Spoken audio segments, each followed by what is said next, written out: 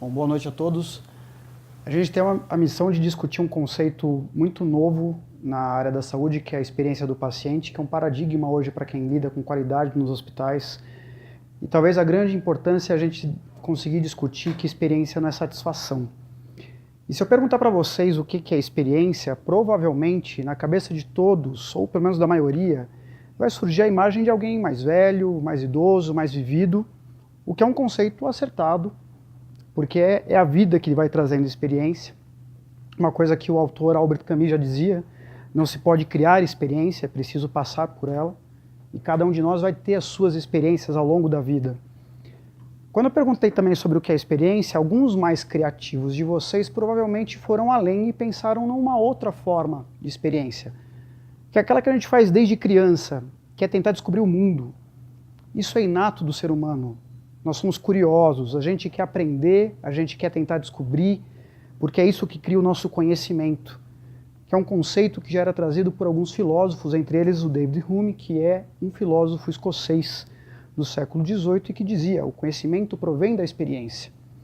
E David Hume dizia o seguinte: o que constitui a experiência? Basicamente duas coisas: as impressões e as ideias. As impressões são aquilo que os nossos sentidos percebem.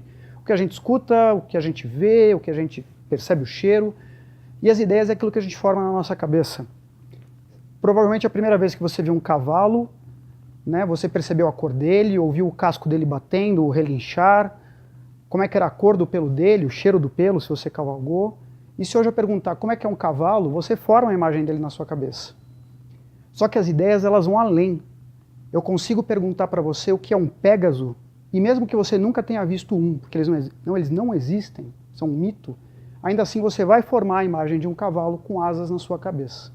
Porque as ideias conseguem ser extrapoladas a partir das experiências que a gente cria com as nossas impressões.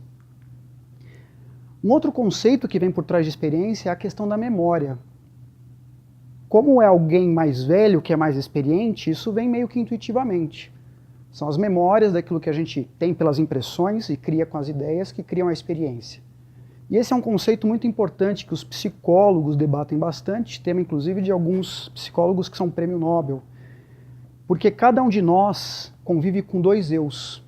A não ser que você tenha múltipla personalidade, basicamente você vai ter o eu da experiência, que é aquele que está vivenciando cada momento, e você vai ter o eu da memória. E como é que essas duas interfaces suas se relacionam? O eu da memória pega as suas experiências e transforma em histórias. São essas que interessam para a sua cabeça, para a sua mente. E como é que se cria uma história dentro da sua mente? Basicamente com três coisas. Se as experiências te trazem mudança, momentos significativos ou grandes finais. A gente sabe disso empiricamente.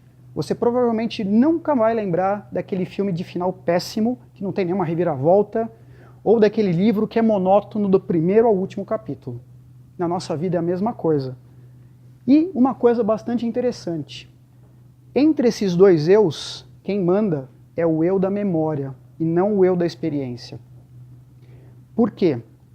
As suas decisões são tomadas por ele. Cada história que você cria vai te levar à tomada de decisão da próxima experiência. É por isso que você volta num restaurante que você gostou. É por isso que você tem medo de eventualmente ir num hospital se escutar uma história ruim. E é isso que diferencia as experiências que a gente vai ter na vida. Talvez se você já tenha ido à Disney ou levado um filho ou ouvido alguma história, você vai ter ouvido alguma coisa do tipo: passei não sei quantas horas para ir num brinquedo de 3 minutos. Mas pode apostar, todas as fotos do Facebook dessa pessoa são dela sorrindo. E no final da fila do brinquedo, ela volta para a fila. Uma coisa um pouco diferente do que a gente vivencia numa situação de doença na fila de um pronto-socorro. Eu não sei porquê, mas ninguém volta para a fila depois que vai embora. Porque as histórias que são criadas, as experiências que a gente está passando são diferentes nessas situações. O nosso papel na área da saúde é conseguir criar essas histórias de forma positiva, já que elas vão existir. as mudanças, os momentos significativos e os finais, que são os que interessam para o seu eu da memória criar suas histórias, esses, quem pode modificar de alguma forma somos nós dentro da área da saúde. E agora que a gente conceituou um pouco a experiência, a gente consegue chegar no conceito de experiência do paciente. E primeiramente a gente pode falar de forma muito prática de um conceito que vem dos Estados Unidos, do Barrow Institute, que é uma organização que definiu o que é a experiência do paciente, da forma como está exposto aqui para vocês. A experiência do paciente é a soma de todas as interações, e quando eu digo todas as interações, a gente está falando de porta a porta de um hospital. Da hora que eu deixo o meu carro com o manobrista, passando pela lanchonete do hospital, ou por aquilo que eu sinto durante o tratamento, como as pessoas conversam comigo, não importa se é o médico me dando uma notícia, se é a enfermeira vindo me medicar, se é o atendente que fica para a abertura da ficha, como ele conversa comigo. Então são todas as interações mesmo, que são moldadas pela cultura da organização. Então uma organização que não tem a cultura de qualidade, de trabalhar a experiência do paciente como cerne do seu trabalho, não vai criar boas histórias, porque são elas que influenciam as percepções. Lembrem que são as nossas impressões que criam as experiências, que criam as ideias que vão formar as histórias.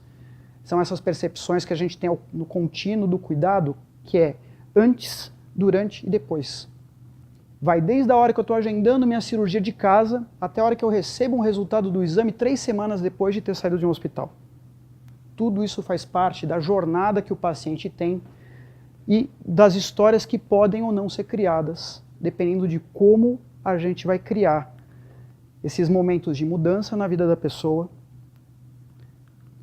os momentos significativos que a gente vai conseguir criar mesmo diante da adversidade, daquela experiência que de premissa é ruim, porque a pessoa tem medo, dor, ansiedade, ela não gostaria de estar ali. E claro, sem sombra de dúvida, a gente também está falando dos finais. E apesar da gente sempre focar na questão da cura, porque essa, teoricamente, esse é o grande alvo, a gente sabe que os finais não se restringem a isso. Porque muitas vezes a gente não vai conseguir a cura.